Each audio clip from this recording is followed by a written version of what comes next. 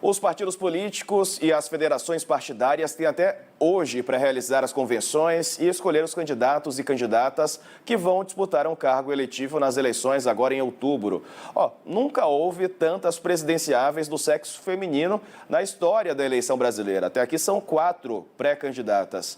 Mas ainda precisamos avançar mais na presença feminina nos partidos políticos e nos cargos eletivos também. Sobre esse assunto eu converso agora com Gabriela Hollenberg, que é advogada e cofundadora da Quero Você Eleita. Doutora, seja muito bem-vinda.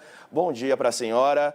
São 4 presidenciáveis, um número importante, né? Nunca tivemos tantas mulheres pré-candidatas à presidência da República. Mas, como eu dizia, ainda precisamos avançar bastante, né, para a equidade de gênero.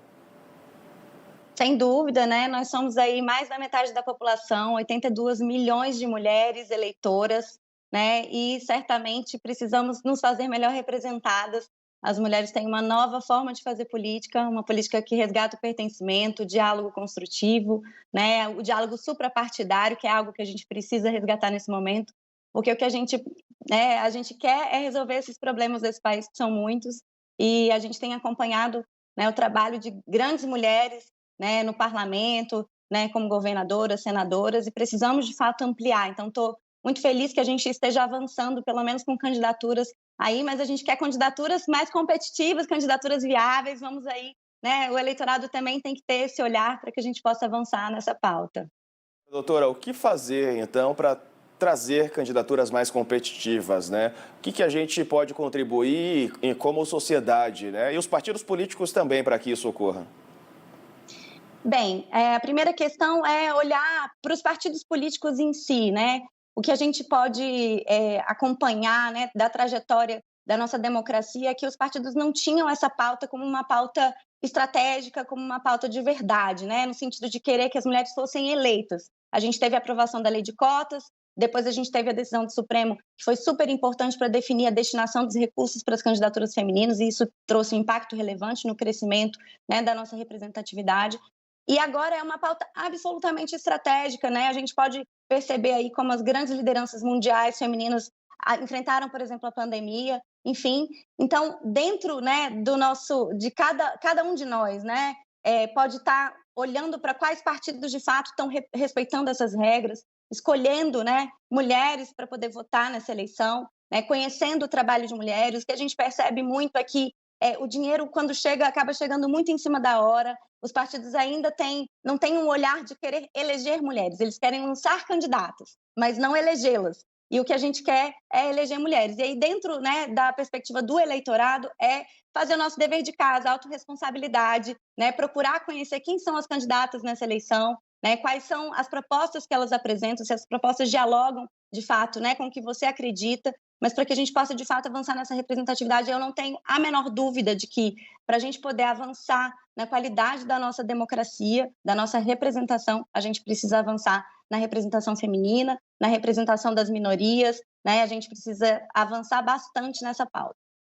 Agora, doutora Gabriela, a gente vê também o papel da mulher, né? Por exemplo, na CPI da Covid, na CPI da pandemia. Como foi importante? Foi uma batalha, né? Primeiro, para que elas conseguissem espaço, a bancada feminina. Mas quando foi aberto espaço, foi fundamental a presença das mulheres para o avanço, por exemplo, daquelas investigações. Exatamente, muito bem lembrado, Diego. Na verdade, a participação das mulheres na CPI da pandemia foi fundamental.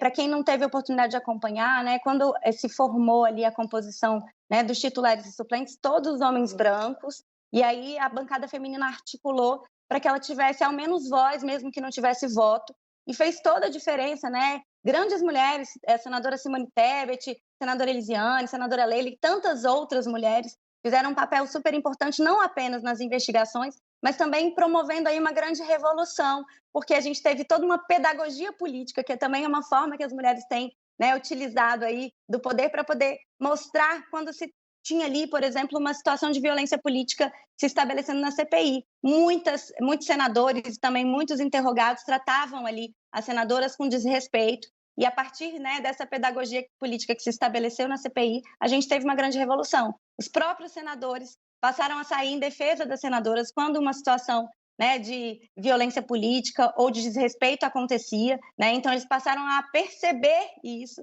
e passaram a sair em defesa das senadoras, e no final a gente teve não apenas o reconhecimento de que o trabalho das mulheres foi fundamental, né, nas investigações, mas também, né, o incentivo no relatório final para que as mulheres tivessem a ampliação dos seus trabalhos na casa, né, no Senado, enfim.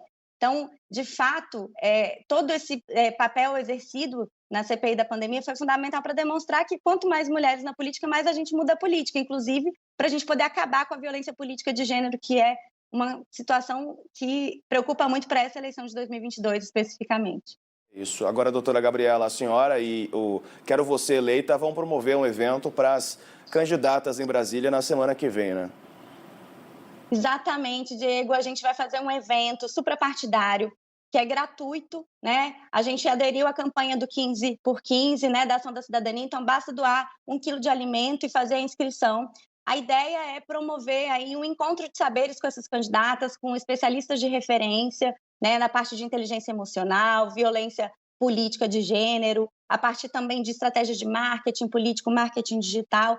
A ideia é que a gente possa, a partir de fornecimento de ferramentas e contato com fornecedores especializados, a gente possa potencializar essas candidaturas nas eleições de 2022, porque, mais uma vez, nós não queremos mais mulheres candidatas, nós queremos mulheres eleitas, e estamos aí fazendo todo esse esforço, reunindo entidades da sociedade civil, coletivos e todos que estão interessados, de fato, em promover essa mudança. Então, fica esse convite. A gente está fazendo um evento presencial, ainda estamos aí buscando apoio para fazer ele também no online, para a gente poder avançar e ampliar essa representatividade feminina e construir aí o futuro que a gente precisa, né? A gente precisa que as mulheres e as meninas sejam livres. O Brasil ainda é um país que, né, ocupa aí o 5º lugar em violência contra a mulher, o 7º lugar em feminicídio. E quando a gente olha ainda para outras pautas, né, em relação a índices sociais, nós somos o 2º país no mundo em grávidas adolescentes, o 4º em casamento infantil. Então, a gente, de fato, precisa avançar, porque as mulheres, elas têm uma existência e uma vivência diferentes. E a nossa forma de fazer política traz uma perspectiva que promove muitas inovações, inclusive inovações na linguagem. Então, a gente teve aí avanços importantes, por exemplo, quanto à dignidade menstrual, né, em relação a aprimoramentos na Lei Maria da Penha. Então, a gente precisa avançar e o evento propõe, então, esse esforço coletivo para a gente poder eleger mais mulheres nas eleições de 2022. É isso aí. Quem ficou interessado é só procurar o Quero Você Eleita nas redes sociais. Doutora Gabriela Hollenberg, obrigado pela entrevista, um abraço, bom dia para a senhora. Muito obrigada.